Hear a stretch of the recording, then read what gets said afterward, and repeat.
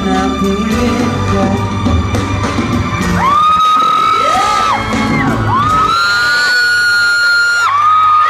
Thank you very much. Upo na ba kayo? Hindi pa!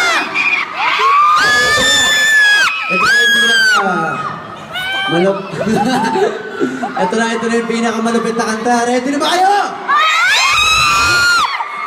Sa kantan to, kung napapansin nyo, ginagawa ko to sa lahat ng shows ko. Pinapauna ko silang kumanta. Kayo ang unang makakakanta. Okay ba yun?